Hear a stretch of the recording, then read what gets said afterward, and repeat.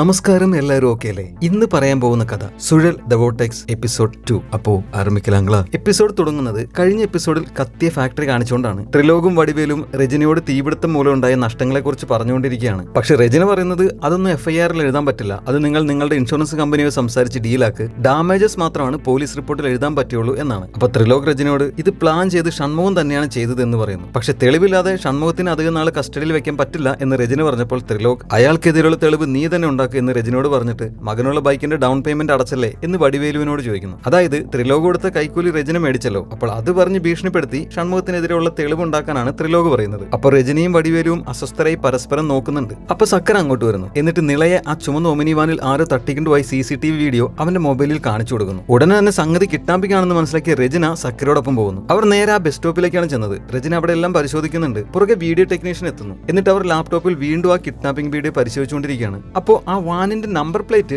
മണ്ണ് തേച്ച് മനഃപൂർവ്വം മറച്ചതാണെന്ന് സക്കർ കണ്ടുപിടിക്കുന്നു. അതായത് ആ കിഡ്നാപ്പിംഗ് ആ സമയത്ത് ഒരു പെൺകുട്ടിയെ ഒറ്റയ്ക്ക് കണ്ടപ്പോൾ പെട്ടെന്ന് സംഭവിച്ചതല്ല, മറിച്ച് പ്ലാൻ ചെയ്ത് കടത്തിക്കൊണ്ടുപോയതാണ്. അവിടെ നിന്നും സക്കർ ഷൺമുഖത്തിന്റെ വീട്ടിലെത്തുന്നു. ദേവിയും നന്ദിനി അവിടെയുണ്ട്. ഷൺമുഖം ഇപ്പോഴും പോലീസ് കസ്റ്റഡിയിൽ തന്നെയാണല്ലോ. സക്കർ നിളയുടെ ID കാർഡ് നന്ദിനിക്ക് കൊടുത്തിട്ട് നിളയുടെ ബെഡ്റൂം കാണിച്ചു തരാൻ പറയുന്നു. എന്നിട്ട് അവിടെ പരിശോധിച്ചുകൊണ്ടിരുന്നപ്പോൾ നന്ദിനി സക്കരോട് നിളയ്ക്ക് എന്താണ് സംഭവിച്ചത് എന്ന് ചോദിക്കുന്നുണ്ട്. പക്ഷെ സക്കർ അതിന് മറുപടി പറയാതെ നിളയെക്കുറിച്ച് 1-2 ചോദ്യങ്ങൾ ചോദിക്കുന്നു. അതിനുശേഷം നിളയുടെ മൊബൈൽ നമ്പർ തരാൻ പറയുന്നു. നന്ദിനി നമ്പർ പറഞ്ഞിട്ട് ദേവി ഇത് എന്താണെങ്കിലും എന്നോട് സത്യം പറയാൻ പറയുന്നു. അപ്പൊ സക്കര നിളയെ ആരോ തട്ടിക്കൊണ്ടുപോയ കാര്യം പറയുന്നു. അത് കേട്ട് നന്ദിനി ശരിക്കും പേടിച്ച് കരയുന്നു. അമ്മയും അതുകൊണ്ട് ടെൻഷനായി കരയുന്നുണ്ട്. അപ്പൊ സക്കര, നിങ്ങൾ കരയാതിരിക്കൂ, പൈസയ്ക്ക് വേണ്ടിയിട്ട് ആരെങ്കിലും തട്ടിക്കൊണ്ടുപോയതാണെങ്കിൽ ഈ സമയം കൊണ്ട് പൈസ ചോദിച്ച് അവർ വിളിച്ചിരിക്കും. പക്ഷെ ഇത് അങ്ങനെയാണെന്ന് തോന്നുന്നില്ല, നിങ്ങൾക്ക് ആരെങ്കിലും സംശയമുണ്ടോ എന്ന് ചോദിക്കുന്നു. അപ്പൊ ഷൺമുഖത്തിന് ഒരുപാട് ശത്രുക്കളുണ്ടെന്നല്ലാതെ അവർക്ക് അങ്ങനെ ആരുടെയും പേര് പറയാൻ പറ്റുന്നില്ല. അടുത്ത സീനിൽ സ്റ്റേഷനിൽ രജന ഷൺമുഖത്തോട് കേസിനെ പറ്റി സംസാരിച്ചുകൊണ്ടിരിക്കുകയാണ്. പക്ഷേ സംസാരത്തിനിടയിൽ രണ്ടുപേരും തമ്മിൽ തർക്കമാവുന്നു. അവർ തമ്മിൽ കീരിയും പമ്പും പോലെയാണ്. അപ്പൊ അങ്ങോട്ടേക്ക് സേട്ട് വന്നിട്ട് എന്തിനാണ് ഷൺമുഖത്തിന് വെറുതെ ഹരാസ് ചെയ്യുന്നത് എന്ന് ചോദിച്ചപ്പോൾ ത്രിലോക് കംപ്ലൈന്റ് തന്നിട്ടുണ്ട് എന്ന് രജന പറയുന്നു. അപ്പൊ സേട്ട്,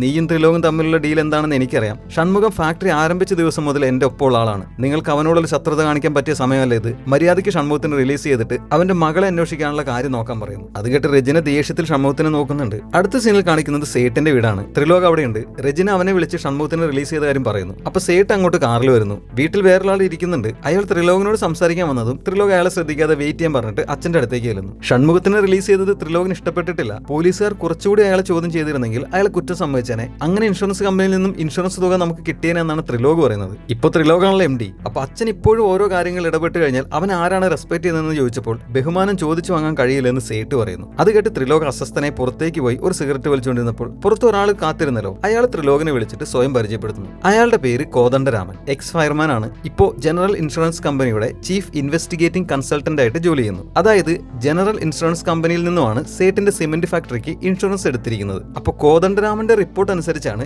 ഇൻഷുറൻസ് തുക കിട്ടുകയുള്ളൂ. അപ്പൊ അയാൾ ആരാണെന്ന് അറിഞ്ഞപ്പോൾ ത്രിലോക് വല്ലാതെ ആവുന്നുണ്ട്. അടുത്ത സീനിൽ ഷൺമുഖത്തിന്റെ കേസ് നടത്താനായിട്ട് തൊഴിലാളികൾ എല്ലാവരുടെയും കയ്യിൽ നിന്നും പണം പിരിക്കുകയാണ് അനിയൻ ഗുണയും സക്കരയുടെ അമ്മാവനും. അപ്പൊ സക്കര അങ്ങോട്ട് വരുന്നു. അമ്മാവൻ അവനോട് അല്പം നീരസത്തോടെ, നിനക്ക് ഇവിടെ തന്നെ SI ജോലി കിട്ടിയത് ഞാനും ഷൺമുഖം MLA പോയി കണ്ട് സംസാരിച്ചുകൊണ്ടാണ്. എന്നിട്ട് നീ ഇപ്പോൾ സേട്ട് കുടുംബത്തിന്റെ ഒപ്പം ചേർന്ന് ഞങ്ങൾക്കെതിരെ തിരിഞ്ഞിരിക്കുകയാണ് എന്ന് ചോദിച്ചപ്പോൾ അതെന്റെ ജോലിയുടെ ഭാഗമാണ് എന്ന് സക്കര അവന്റെ ഭാഗത്ത് ന്യായം പറയുന്നു. അവൻ ഇപ്പോൾ ഇങ്ങോട്ട് വന്നത് നിളയുടെ മിസ്സിംഗ് കേസ് അന്വേഷണത്തിന്റെ ഭാഗമായിട്ട് ഷൺമുഖത്തിന് ആരെങ്കിലും ശത്രുക്കളുണ്ടോ എന്ന് അറിയാനാണ്. അപ്പോൾ ശത്രുക്കളായിട്ട് നിങ്ങൾ പോലീസുകാരാണ് ഉള്ളത് എന്ന് പറഞ്ഞ് ഗുണ സക്കരെ അപമാനിച്ചു വിടുന്നു. അടുത്ത സീനിൽ ഷൺമുഖം സ്റ്റേഷനിൽ നിന്ന് റിലീസായി വീട്ടിലേക്ക് എത്തുന്നു. നന്ദിനി ഓടി വന്ന് അച്ഛനെ കെട്ടിപ്പിടിക്കുന്നുണ്ട്. അപ്പൊ വീട്ടിൽ അപ്പോഴും ദേവിയെ കണ്ട ഷൺമുഖം ദേഷ്യത്തിൽ, നീ എന്താ ഇതുവരെ തിരിച്ചു പോകത്തെന്ന് ചോദിച്ചപ്പോൾ നിള എന്റെയും കൂടി മകളാണ്, എനിക്കും വിഷമം ഉണ്ടാവില്ല എന്ന് ദേവി പറയുന്നു. അപ്പോൾ ഷൺമുഖം, എന്നെയും മക്കളെയും ഉപേക്ഷിച്ച് ആശ്രമത്തിൽ പോയവളല്ലേ നീ എന്നൊക്കെ പറഞ്ഞ് അങ്ങനെ അവർ തമ്മിൽ വെറുതെ സംസാരമായപ്പോൾ നന്ദിനി അവരുടെ ഇടയിൽ കയറി സമാധാനിപ്പിക്കുന്നു. അപ്പൊ സക്കർ നന്ദിനിയെ ഫോണിൽ വിളിച്ചിട്ട്, ഞാൻ നിളയുടെ സ്കൂളിൽ അന്വേഷിക്കാൻ പോവുകയാണ്, നിനക്കൊന്ന് വരാൻ പറ്റുമെന്ന് ചോദിക്കുന്നു. നന്ദിനി അത് സമ്മതിക്കുന്നു. അങ്ങനെ സക്കരയും രജനിയും നിളയുടെ സ്കൂളിലേക്ക് പോവുകയാണ്. പോകുന്ന വഴി നിളയുടെ മൊബൈൽ ഫോൺ ട്രാക്കിംഗ് ഡീറ്റെയിൽസ് എടുക്കാൻ പറഞ്ഞത് എന്തായി എന്ന് രജനി ചോദിച്ചപ്പോൾ കോൺസ്റ്റബിളോട് പറഞ്ഞിട്ടുണ്ട് എന്ന് സക്കര മറുപടി പറയുന്നു. അങ്ങനെ ഒരു സ്കൂളിൽ എത്തുന്നു. പക്ഷേ സ്ത്രീകൾക്ക് മാത്രമേ അകത്തേക്ക് പ്രവേശനമുള്ളൂ എന്ന് സെക്യൂരിറ്റി എണ്ണം പറയുന്നു. കാരണം അതൊരു ഗേൾസ് സ്കൂളാണ്. അത് കേട്ട് ഞാൻ പോയിട്ട് വരാമെന്ന് രജന പറയുന്നു. അപ്പോഴേക്കും നന്ദിനി അങ്ങോട്ട് എത്തുന്നു. സക്കര രജനിയോട് നന്ദിനി എത്തിയ കാര്യം പറഞ്ഞിട്ട് നന്ദിനിയുടെ അടുത്ത് നിന്ന് അവളും രജനിയും മാത്രമാണ് അകത്തേക്ക് പോകുന്നത് എന്ന് പറയുന്നു. അപ്പൊ നന്ദിനി നിള സ്കൂൾ ഖോഖോ ടീമിൽ ഉണ്ടായിരുന്ന കാര്യം പറയുന്നുണ്ട്.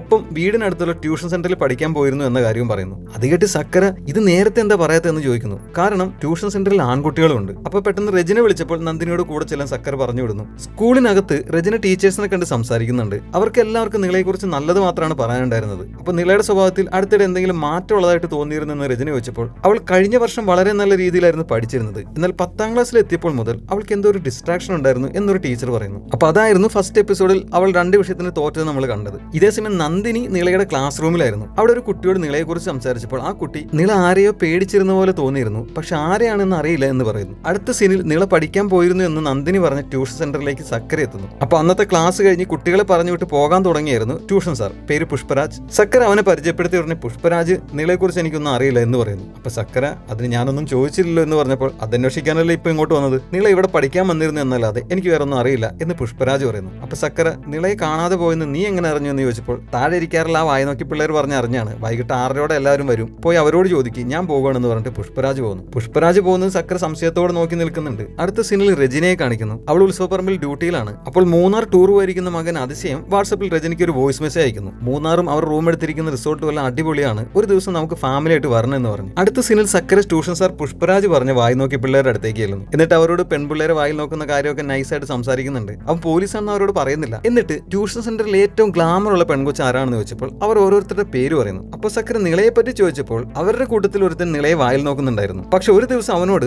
അവരുടെ തന്നെ പ്രായമുള്ള വേറൊരുത്തൻ വന്ന് ഇനി മുതൽ നിളയുടെ പുറകെ നടന്നാൽ അടിച്ച് കണ്ണുപൊട്ടിക്കുക എന്ന് പറഞ്ഞു എന്ന് പറയുന്നു. അപ്പോൾ പിന്നീട് അവനെ കണ്ടിരുന്നു എന്ന് സക്കര ചോദിച്ചപ്പോൾ ഒരു പയ്യൻ സംശയത്തോടെ നിങ്ങൾ ശരിക്കും ആരാണ്, നിളയുടെ ബന്ധുവാണോ എന്ന് ചോദിക്കുന്നു. അപ്പൊ സക്കര അല്ല പോലീസാണെന്ന് അവരോട് പറയുന്നു. അത് കേട്ട് അവർ പേടിക്കുന്നുണ്ട്. എന്നിട്ട് അവർ പറഞ്ഞ ആ പയ്യനെ കുറിച്ച് കൂടുതൽ പറയാൻ പറഞ്ഞപ്പോൾ അവൻ നിളയുടെ പുറകെ എപ്പോഴും നടക്കുമായിരുന്നു, ഒരു സ്റ്റോക്കറെ പോലെ. ഒരു പേടിയില്ലാതെ വലിയ ഡയലോഗൊക്കെ എല്ലാവരോടും അടിക്കായിരുന്നു. ഏതോ പിടിപാടുള്ള വലിയ വീട്ടിലെ പയ്യനാണെന്ന് തോന്നുന്നു, അതുകൊണ്ടായിരിക്കും അങ്ങനെ, അവൻ തന്നെയായിരിക്കും നിളയെ തട്ടിക്കൊണ്ടുപോയത് എന്ന് ആ പിള്ളേര് പറയുന്നു. സക്കര ആ പിള്ളേരെയും കൊണ്ട് നേരെ മയാനക്കൊല ഉത്സവം നടക്കുന്ന ഉത്സവപ്പറമ്പിലേക്ക് എത്തുന്നു. ഇന്ന് ഉത്സവം 2ാം ദിവസമാണ്. എന്നിട്ട് അവിടെയെല്ലാം ആ പിള്ളേര് പറഞ്ഞ ചെക്കനെ അവർ തിരയുന്നുണ്ട്. പക്ഷെ അവർക്ക് കണ്ടുപിടിക്കാൻ പറ്റുന്നില്ല. അതുകൊണ്ട് സക്കര വല്ലാതെ നിരാശയിലാവുന്നുണ്ട്. അപ്പൊ സക്കര പിള്ളേരോട് നിങ്ങൾ ആദ്യം നിളയുടെ കൂട്ടുകാരുടെ പേര് എന്താണ് പറഞ്ഞതെന്ന് ചോദിച്ചപ്പോൾ മലർ എന്ന പിള്ളേര് പറയുന്നു. അടുത്ത സീനിൽ രജനിയുടെ മുമ്പിലിരിക്കുകയാണ് ഇൻഷുറൻസ് കമ്പനിയുടെ ചീഫ് ഇൻവെസ്റ്റിഗേറ്റർ കോദണ്ഡരാമൻ. അയാൾ രജനിയോട് തീപിടുത്തത്തിനെ സംബന്ധിക്കുന്ന കുറച്ച് ഡോക്യുമെന്റ്സ് എല്ലാം ചോദിക്കുന്നുണ്ട്. പക്ഷേ അയാൾ പോലീസുകാരനല്ലാത്തതുകൊണ്ട് തരാൻ പറ്റില്ലെന്ന് രജന പറയുന്നു. അത് കേട്ട് കോദണ്ഡരാമൻ അസ്വസ്ഥനാവുന്നുണ്ട്. അതേസമയം സക്കര രജനിയെ ഫോണിൽ വിളിച്ച് നിളയെ ഒരു പയ്യൻ പുറകെ നടന്ന് ശല്യപ്പെടുത്തിയതും നിളയ്ക്ക് മലർ എന്ന് പറഞ്ഞ ഒരു കൂട്ടുകാരുണ്ടെന്നുള്ള കാര്യവും പറയുന്നു. മലർ അവിടുത്തെ കൗൺസിലർ മണിയാരുടെ മകളാണ്. അതറിയാവുന്ന രജന മലറിനെ കാണാൻ ഞാനും വരാം എന്ന് സക്കരയോട് പറയുന്നു. എന്നിട്ട് കോദണ്ഡരാമനോട് ഞാനിപ്പോൾ കുറച്ച് ബിസിയാണ്, നാളെ വരാൻ പറഞ്ഞിട്ട് രജന പോകുന്നു. സക്കര നിളയെ തട്ടിക്കൊണ്ടുപോയി അതേ ബസ് സ്റ്റോപ്പിൽ രജനെ കാത്തു നിൽക്കുകയാണ്. കുറച്ച് കഴിഞ്ഞ് രജന ജീപ്പിൽ അങ്ങോട്ട് എത്തുന്നു. അപ്പൊ സക്കര രജനയോട്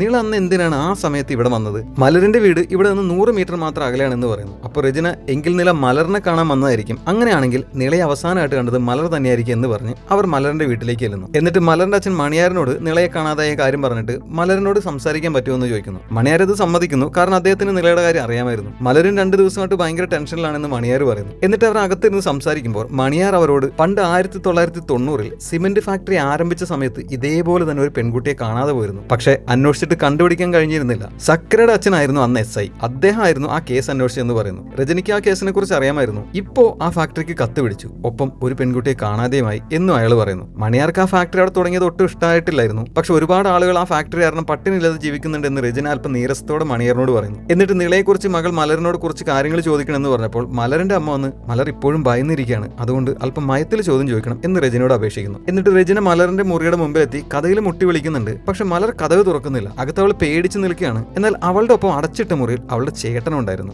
രജന മലറിനോട് പുറത്തു നിന്നും നീ നിളയുടെ ബെസ്റ്റ് ഫ്രണ്ട് അല്ലേ, അപ്പൊ നിളയെ കണ്ടുപിടിക്കാൻ പോലീസിനെ സഹായിക്കണ്ടേ എന്നൊക്കെ മയത്തിൽ പറഞ്ഞ് കഥക് തുറപ്പിക്കാൻ ശ്രമിക്കുന്നുണ്ട്. പക്ഷെ എന്തൊക്കെ പറഞ്ഞിട്ടും മലർ കഥക് തുറക്കുന്നില്ല. അങ്ങനെ അവർ അവിടെ നിന്നും പോകുന്നു. സക്കര ജീപ്പിൽ കയറി അതേ സ്ഥലത്ത് തന്നെ തിരിച്ചെത്തുന്നു. മലറിന് ഉറപ്പായിട്ട് എന്തൊക്കെയോ അറിയാം, പക്ഷെ പോലീസിനെ പേടിയായിരിക്കുന്ന രജന സക്കരയോട് പറയുന്നു. അങ്ങനെയാണെങ്കിൽ നാളെ സ്കൂളിൽ വെച്ച് നന്ദിനിയോട് മലറിനെ കണ്ട് സംസാരിക്കാൻ പറയട്ടെ എന്ന് സക്കര ചോദിക്കുന്നു. രജന അത് സമ്മതിച്ചിട്ട് അവിടെ നിന്ന് പോകുന്നു. ഒരു കോൺസ്റ്റബിൾ സക്കരയോടൊപ്പം ഉണ്ട്. സക്കര നന്ദിനിയെ ഫോൺ വിളിക്കുന്നുണ്ട്. അപ്പൊ കുറച്ച് അപ്പുറത്ത് മാറി റോഡ് സൈഡിൽ കുറച്ച് അക്കച്ചിമാർ ഒരുങ്ങി നിൽക്കുന്നുണ്ട്. എന്തിനാണെന്ന് മനസ്സിലായല്ലോ അല്ലേ? അപ്പൊ അങ്ങോട്ടേക്ക് ത്രിലോക് വന്ന് ഒരു സ്ത്രീയോട് സംസാരിച്ച് അവളെ കാറിൽ കയറ്റിക്കൊണ്ട് പോകുന്നു. അതുകൊണ്ട് സക്കര ഇവന്റെ ഒക്കെ പൊസിഷൻ വെച്ചിട്ട് ഏതെങ്കിലും സിനിമാ നടിമാരെ കല്യാണം കഴിക്കാൻ പറ്റും, എന്നിട്ട് കുടുംബമായിട്ട് ജീവിക്കുന്നതിന് പകരം ഇതിന്റെ ഒക്കെ വല്ല ആവശ്യമുണ്ട് എന്ന് കോൺസ്റ്റബിളിനോട് ചോദിക്കുന്നുണ്ട്. ത്രിലോക് അവരെ കണ്ടിരുന്നില്ല. അവൻ അവിടെ നിന്ന് പോകുന്നു. അവരങ്ങനെ സംസാരിച്ചുകൊണ്ട് നിൽക്കുമ്പോൾ നന്ദിനി സ്കൂട്ടറിൽ അങ്ങോട്ട് വരുന്നു. പെട്ടെന്ന് മണിയാർ അതുവഴി ജീപ്പിൽ പോകുന്നു അവർ കാണുന്നു. മകനും വണ്ടിയിലുണ്ട്. അത് കണ്ടെന്ന് സക്കര പെട്ടെന്ന് അവന്റെ ബൈക്ക് സ്റ്റാർട്ട് ചെയ്ത് കോൺസ്റ്റബിളിനോട് നന്ദിനിയോടൊപ്പം വരാൻ പറഞ്ഞിട്ട് ആ ജീപ്പിനെ ഫോളോ ചെയ്യുന്നു. കോൺസ്റ്റബിൾ നന്ദിനിയുടെ സ്കൂട്ടറിൽ കയറിയിട്ട് പെട്ടെന്ന് പുറകെ പോകാൻ പറയുന്നു. നന്ദിനിക്ക് ഒന്നും മനസ്സിലാകാതെ എന്താണ് പറ്റിയെന്ന് ചോദിക്കുന്നുണ്ട്. അങ്ങനെ പിന്നീട് ഒരു ചേസിങ്. ഒടുവിൽ സക്കര ജീപ്പിന് നിർത്തിക്കുന്നു. എന്നിട്ട് മണിയാറിനോട്